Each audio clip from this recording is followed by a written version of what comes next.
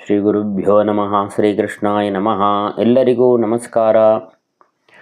ಹೋದ ಸಲ ಒಂದು ವಿಡಿಯೋ ಹಾಕಿದ್ದೆ ಚಕ್ರಾಣಿಕ ಅಂತ.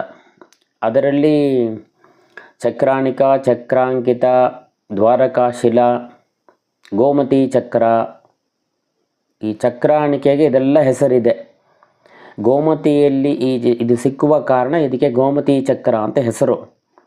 ಯಾಕೆ ಈ ವಿಡಿಯೋ ಇನ್ನೊಂದು ಹಾಕ್ತಾನೆ ಏನು ಅಂತಂದರೆ ಅದಲ್ಲಿ ಫೋಟೋ ಹಾಕ್ತಾನೆ ಅಂತ ಹೇಳಿದೆ. ಅಕಸ್ಮಾತ್ ಅದು ಏನೋ ಒಂದು ಸಂದರ್ಭ ಹಾಕೋಕ್ಕಾಗಲ್ಲ, ಅದೇನೋ ಅದು ಮಿಸ್ ಆಗಿದೆ ಒಂದು.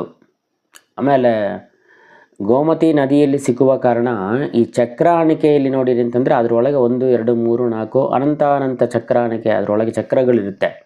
ಅದಕ್ಕೆ ಹೆಸರು ಚಕ್ರ ಅಂತ, ಗೋಮತಿ ಚಕ್ರ ಅಂತ ಹೆಸರು ಅದಕ್ಕೆ. ಅದರಲ್ಲಿ ಇನ್ನೊಬ್ರು ನೋಡಿರಿ ಯೂಟ್ಯೂಬ್ಲಿ ನಾನು ನೋಡಿದೆ, ಬೇರೆ ಮಾದರಿದೆಲ್ಲ ಹಾಗೆ ಅಂತಂದರು. ಅದೆಲ್ಲ ಚಕ್ರಾಣಿಕೆ ಬಗೆಗೆ ಸೇರಿದ್ದದು, ಅದೊಂದು ಬಗೆ ಅಷ್ಟೇ.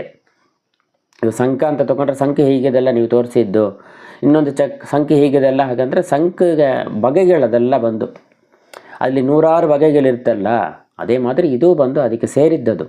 ಈ ಚಕ್ರಾಣಿಕೆಗೆ ಸೇರಿದ್ದೇ ಗೋಮತಿ ಚಕ್ರ ಅಂತ ಹೇಳುವಂಥದ್ದು. ಅದರಲ್ಲಿ ಅದೊಂದು ವಿಧ ಅಷ್ಟೇ, ಬೇರೆ ಏನೂ ಇಲ್ಲ.